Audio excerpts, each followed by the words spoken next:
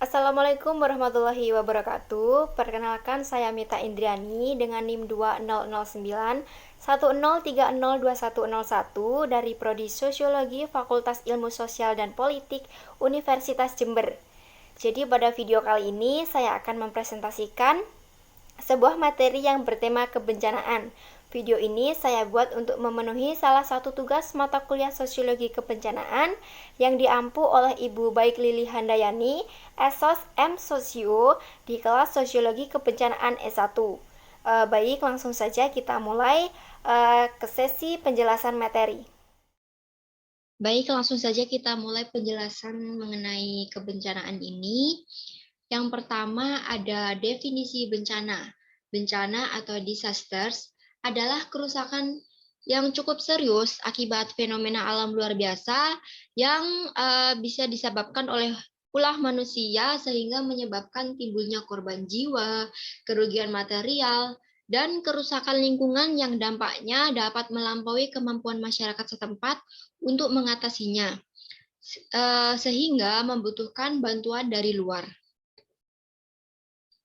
Kemudian ada definisi bencana menurut UU nomor 24 tahun 2007. Bencana adalah peristiwa atau rangkaian peristiwa yang mengancam dan mengganggu kehidupan dan penghidupan masyarakat yang disebabkan baik faktor alam, non-alam, atau manusia sehingga menyebabkan timbulnya korban jiwa, kerusakan lingkungan, kerugian harta benda, dan dampak psikologis. Selain itu, ada definisi bencana menurut UNISDR tahun 2007.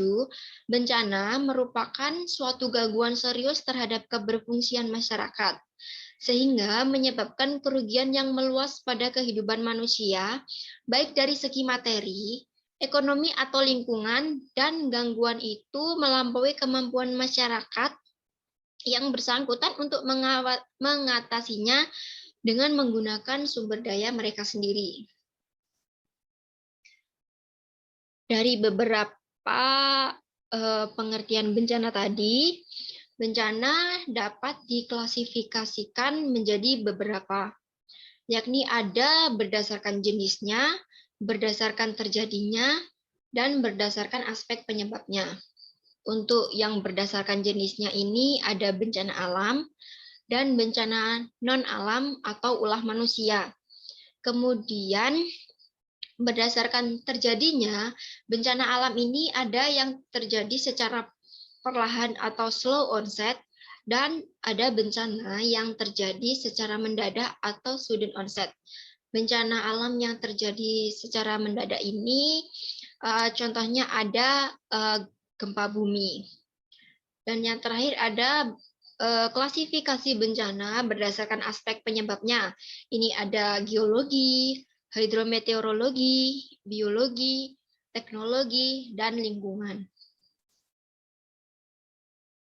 Jadi apa saja faktor yang menyebabkan terjadinya bencana alam ini? Menurut Undang-Undang Nomor 24 Tahun 2007 tadi, ada faktor-faktor yang menyebabkan terjadinya bencana ini, ada yang disebabkan oleh faktor alam, non-alam, dan faktor sosial.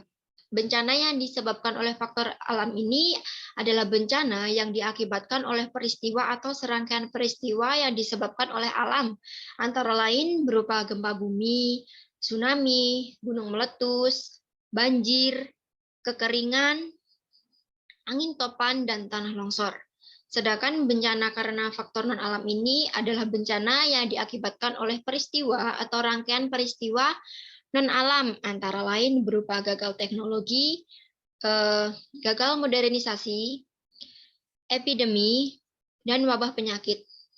Adapun bencana alam yang disebabkan oleh faktor sosial adalah bencana yang diakibatkan oleh peristiwa atau serangkaian peristiwa yang diakibatkan oleh manusia yang meliputi konflik sosial antar kelompok atau antar komunitas masyarakat dan teror. Ini adalah laboratorium bencana. Jadi mengapa di Indonesia itu sering sekali terjadi bencana alam? Itu karena Indonesia terletak pada 3 lempeng tektonik utama yang aktif, yaitu ada lempeng Eurasia, lempeng Pasifik, dan lempeng Hindia Australia. Proses tektonik aktif tersebut menyebabkan Indonesia sering terjadi bencana alam seperti gempa bumi, tsunami, gunung meletus, dan yang lain-lain. Terjadinya bencana ini sering kali dikaitkan dengan permasalahan lingkungan. Permasalahan lingkungan ini pada permasalahan lingkungan di tingkat lokal ini antara lain ada eksploitasi hutan, ekspansi pertanian, erosi, banjir, urbanisasi atau industrialisasi, dan pencemaran air.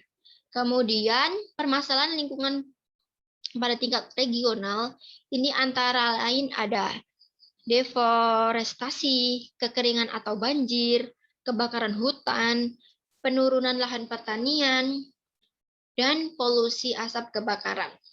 Kemudian pada tingkat global, permasalahan lingkungan ini ada pemanasan global, kenaikan permukaan laut, menipisnya lapisan ozon, krisis pangan, krisis energi, dan bahkan krisis air.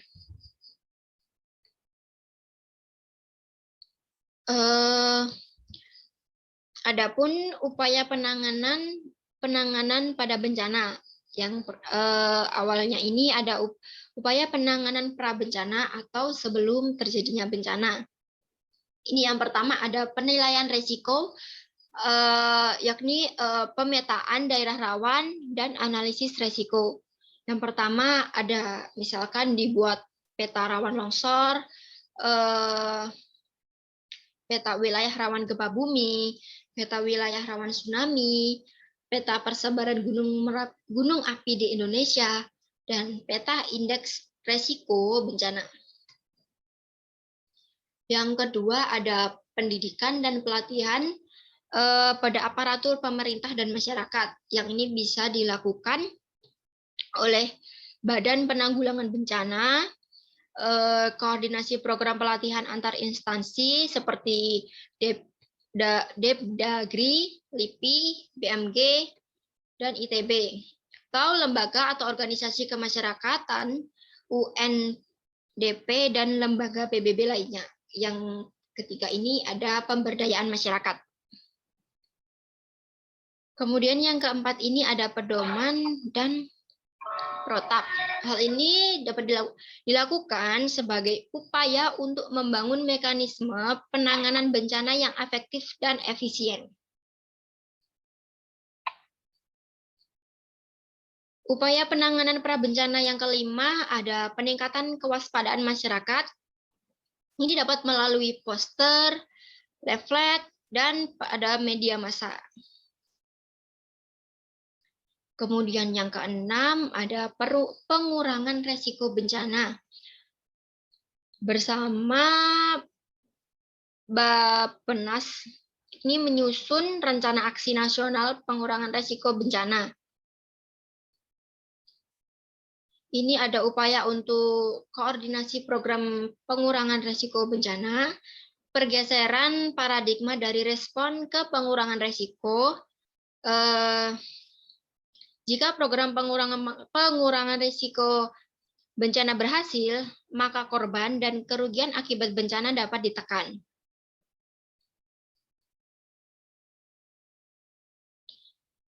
Dan upaya penanganan bencana prabencana yang ketujuh ada kesiapsiagaan menghadapi bencana.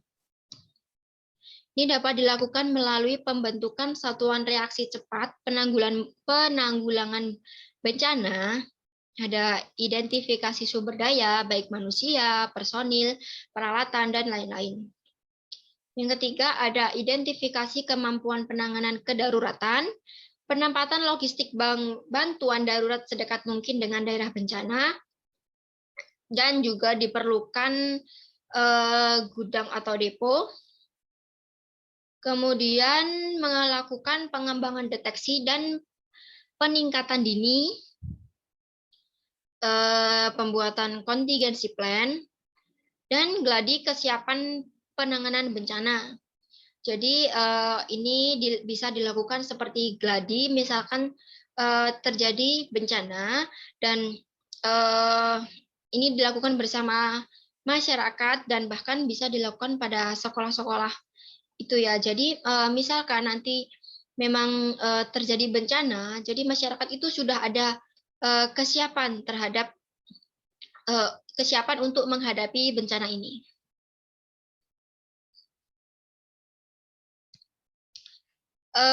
Setelah upaya penanganan prabencana, ini ada upaya penanganan saat terjadi bencana. Yang pertama ini ada terlebih dahulu dilakukan pencarian dan penyelamatan korban. Kemudian penyaluran bantuan darurat kemanusiaan berupa makanan, pakaian, dan shelter. Setelah itu ada layanan kesehatan termasuk trauma psikologis. Jadi pada korban-korban bencana ini tidak sedikit yang mengalami trauma akibat bencana itu. Jadi perlu didatangkan layanan kesehatan ini termasuk pada penanganan trauma psikologis. Dan yang keempat ini ada sanitasi dan kesehatan lingkungan. Setelah upaya penanganan saat terjadi bencana, ini ada upaya penanganan pasca bencana atau setelah terjadinya bencana, yakni ada rehabilitasi dan rekonstruksi dilakukan secara terkoordinasi dan terpadu antara instansi yang terkait. Kemudian ada bantuan rehabilitasi dan rekonstruksi yang diajukan kepada Badan Penanggulangan Bencana melalui gubernur. Pada upaya penanggulangan prabencana tadi ada pembuatan peta resiko bencana. Peta resiko bencana ini dapat dinilai tingkatnya berdasarkan besar kecilnya tingkat ancaman dan kerentanan pada suatu wilayah. Analisis resiko bencana dapat dilakukan dengan berbagai metode, salah satunya adalah metode pemetaan berbasis Sistem Informasi Geografis atau SIG. Apa itu Sistem Informasi Geografis? Sistem Informasi Geografis atau Geographic Information System atau GIS merupakan suatu sistem informasi yang berbasis komputer dirancang untuk bekerja dengan menggunakan data yang memiliki informasi spesial atau bereferensi ke ruangan. Sistem ini mengcapture, mengecek, mengintegrasikan, memanipulasi, menganalisa, dan menampilkan data yang secara spasial mereferensikan kepada kondisi bumi. Teknologi SIG ini mengintegrasikan operasi-operasi umum database seperti query dan analisa statistik dengan kemampuan visualisasi dan analisa yang unik yang dimiliki oleh pemetaan. Kemampuan inilah yang membedakan sistem informasi geografis ini dengan sistem informasi lainnya yang membuat SIG ini menjadi berguna di berbagai kalangan untuk menjelaskan kejadian, merencanakan strategi, dan memprediksi apa yang terjadi. Untuk mengaplikasikan sistem informasi multiresiko bencana alam, terlebih dahulu dilakukan analisis terhadap beberapa hal sebagai berikut. Yakni yang pertama ada analisis terhadap zona-zona yang termasuk kategori kawasan rawan bencana alam, kategori kawasan rentan bencana alam, kategori kawasan kapasitas bencana alam, dan kategori kawasan resiko bencana alam. Yang kedua ada analisis terhadap rencana kawasan lindung, kawasan budidaya, dan kawasan tertentu untuk menentukan risiko bencana alam yang sesuai di tiap peruntukan lahan. Yang ketiga, ada analisis terhadap rencana sistem transportasi, sistem komunikasi, dan sistem utilitas atau fasilitas. Yang keempat, ada pertimbangan terhadap berbagai teknologi yang tersedia dalam kaitannya dengan analisis risiko bencana alam. Jadi, pemetaan analisis risiko bencana alam dilakukan dengan pengumpulan data primer yang berupa data spasial yang memiliki referensi ruang kebumian atau georeference, dan data sekunder yang berupa data temporal yang menentukan lokasi dan koordinat pada suatu peta.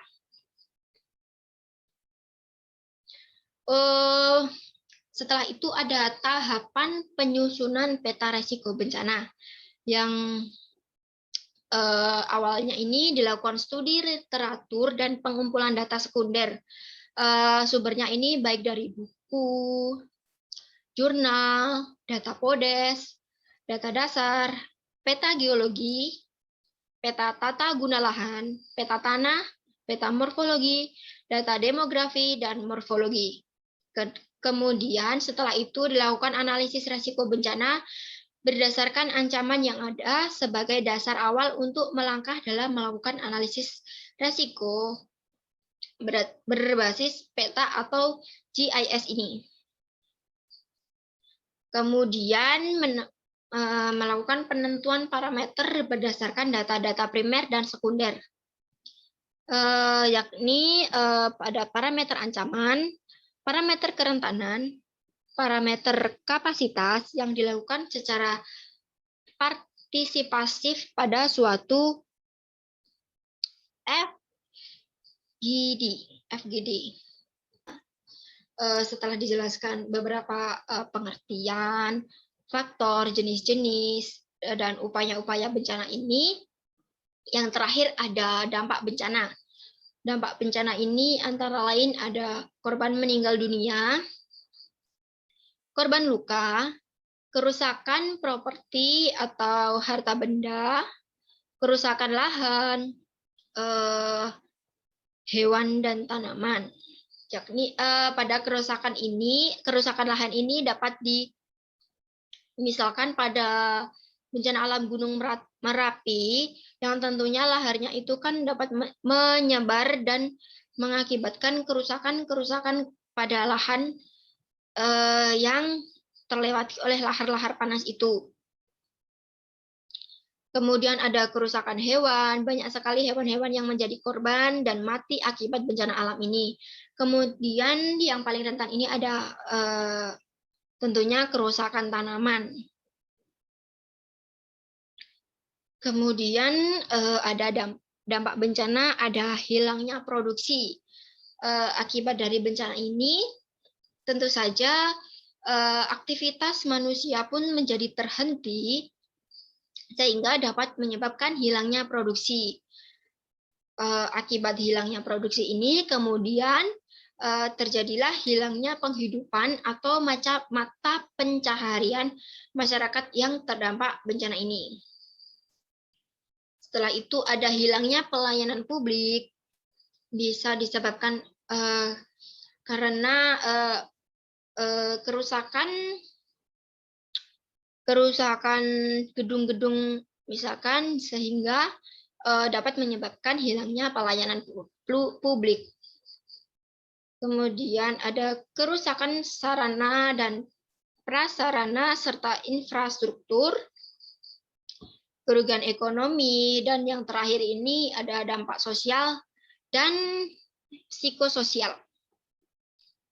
Baik, setelah menjelaskan sedikit tentang pengertian bencana, klasifikasi bencana, upaya penanganan bencana, dan dampak bencana tadi, setelah itu saya akan menjelaskan bencana sebagai fenomena sosial dan pandangan tentang bencana. Ya, pertama-tama ini ada sejarah bencana. yakni bencana telah terjadi sepanjang sejarah kehidupan manusia. Bukti bencana telah terjadi karena ada catatan dalam kitab suci. Kemudian adanya mitos-mitos dalam kehidupan masyarakat mengenai suatu bencana. Adanya ritual-ritual yang dilakukan oleh masyarakat untuk menciptakan harmoni dalam kehidupannya, dan adanya istilah-istilah bencana yang ada dalam kehidupan masyarakat, seperti pagebluk, bala, dan istilah lain dalam bahasa lokal. Contoh kejadian bencana dalam teks Al-Quran, yaitu antara lain ada bencana banjir bandang di zaman Nabi Nuh, bencana gunung meletus di zaman Nabi Lut, bencana kelaparan di zaman Nabi Yusuf, bencana hama di zaman Nabi Musa, dan lain-lain. Istilah lain untuk menyebut bencana ini, biasanya bencana ini ada masyarakat itu menyebutnya bermacam-macam menurut bahasa lokal mereka, yakni ada pagebluk, bala, wabah, ada juga yang menyebut azab, kemudian ujian atau cobaan, ada juga yang menyebut musibah, bahkan ada yang menyebut bencana ini sebagai berkah, dan lain-lain. Kemudian bencana sebagai fenomena sosial. Jadi gejala alam hanya akan menjadi bencana apabila bersentuhan dengan kehidupan manusia yang menyebabkan kerusakan, kerugian, kehilangan, dan juga korban jiwa, serta kehilangan harta benda. Apabila gejala alam tersebut terjadi di daerah yang tidak terdapat kehidupan masyarakat, beserta segala infrastrukturnya, serta tidak menyebabkan kerugian bagi masyarakat, maka kejadian tersebut tidak bisa disebut sebagai bencana. Jadi misalkan fenomena atau gejala alam ini terjadi pada suatu pulau kosong yang tidak menyebabkan kerugian baik bagi manusia maupun dan infrastrukturnya ini tidak bisa disebut sebagai bencana. Kemudian gejala alam yang menerjang kehidupan manusia, seperti pemukiman penduduk, sehingga banyak penduduk yang mengungsi dan kehilangan tempat tinggal. Merusak infrastruktur jalan, jembatan, dan kendaraan umum, sehingga menyulitkan mobilitas penduduk. Selain itu, bencana sebagai fenomena sosial ini juga merusak lahan pertanian penduduk, yang mana lahan tersebut merupakan tempat penduduk mencari penghidupan, menghancurkan kawasan industri yang di dalamnya banyak buruh menggantungkan kehidupan ekonomi mereka untuk membiayai kehidupan keluarganya. Selain itu, kemudian ada rusaknya lapangan pekerjaan penduduk sehingga menyebabkan penduduk menjadi pengangguran, merobohkan gedung-gedung pemerintah sehingga menyebabkan penduduk kesulitan untuk mengurus keperluannya. Juga menghancurkan pasar tempat masyarakat mencari kebutuhan makan sehari-hari dan tempat para pedagang, para petani, para nelayan menjajakan hasil panennya. Gejala alam juga menyebabkan binatang ternak sebagai investasi warga menjadi mati. Selain itu juga menghambat kegiatan belajar mengajar karena rusaknya gedung-gedung pendidikan dan juga menyebabkan trauma bagi anak-anak dan orang tua, sehingga mereka tidak berani untuk melepas anak-anaknya untuk bersekolah. Selanjutnya ada pandangan masyarakat mengenai bencana. Pandangan-pandangan masyarakat mengenai bencana ini, yang pertama ada pandangan konvensional. Pandangan konvensional ini melihat bencana sebagai sebuah takdir atau murni atas kehendak alam. Pada tahap ini, masyarakat melihat bencana sebagai sebuah musibah atau kecelakaan, tidak dapat diprediksi, tidak menentu terjadinya, tidak terhindarkan, dan tidak dapat dikendalikan, sehingga masyarakat dipandang sebagai korban dan layak menerima bantuan dari pihak luar. Yang kedua, pandangan masyarakat mengenai bencana, yakni melalui pandangan ilmu pengetahuan alam. Berkembangnya pemahaman masyarakat mengenai bencana melalui ilmu pengetahuan alam ini adalah sebagai sebuah peristiwa alam yang terjadi karena hukum alam. Dalam tahapan ini, bencana merupakan unsur lingkungan fisik yang membahayakan kehidupan manusia. Bencana dianggap sebagai kekuatan alam yang terjadinya luar biasa, tidak seperti biasanya atau di luar normal. Bencana merupakan proses geofisika, geologi, dan hidrometeorologi. Pandangan ini menganggap semua bencana adalah peristiwa alamiah, tidak menganggap manusia sebagai bencana alam. Kemudian ada pandangan masyarakat mengenai bencana alam dengan ilmu terapan. Pandangan ini melihat bencana berdasarkan pada besarnya ketahanan atau tingkat kerusakan akibat bencana. Pandangan ini dilatar belakangi oleh ilmu-ilmu teknik sipil, bangunan, dan konstruksi. Sehingga pandangan ilmu terapan ini lebih fokus pada upaya untuk meningkatkan kekuatan fisik, struktur bangunan untuk memperkecil kerusakan. Selanjutnya ada pandangan melalui pandangan progresif. Pandangan ini menganggap bencana sebagai bagian yang biasa dan selalu terjadi dalam proses pembangunan. Bencana sebagai masalah yang tidak pernah berhenti dalam perjalanan pembangunan. Oleh karena itu, dituntut kesadaran pada pemerintah dan masyarakat untuk mengenali bencana di sekitarnya dan selalu memperhitungkannya dalam pembangunan. Yang selanjutnya ada ilmu sosial. Pandangan ini memfokuskan pada sisi manusianya, bagaimana sikap dan kesiapan masyarakat menghadapi bahaya. Ancaman bahaya adalah fenomena alam, akan tetapi bahaya itu tidak akan berubah menjadi bencana jika manusianya siap atau tanggap. Besarnya bencana tergantung pada perbedaan tingkat kerentanan masyarakat menghadapi bencana atau ancaman bencana. Selanjutnya ada pandangan holistik. Pendekatan ini menekankan pada adanya bahaya, kerentanan dan resiko, serta kemampuan masyarakat dalam menghadapi bencana dan resiko. Gejala alam dapat menjadi bahaya jika mengancam manusia dan harta benda. Bahaya jika bertemu dengan kerentanan dan ketidakmampuan masyarakat akan menjadi resiko bencana. Resiko bencana akan berubah menjadi bencana jika ada pemicu kejadian. Baik, sekian materi yang dapat saya sampaikan. Semoga video ini dapat bermanfaat bagi kita semua. Kurang lebihnya saya mohon maaf. Saya akhiri. Wassalamualaikum warahmatullahi wabarakatuh.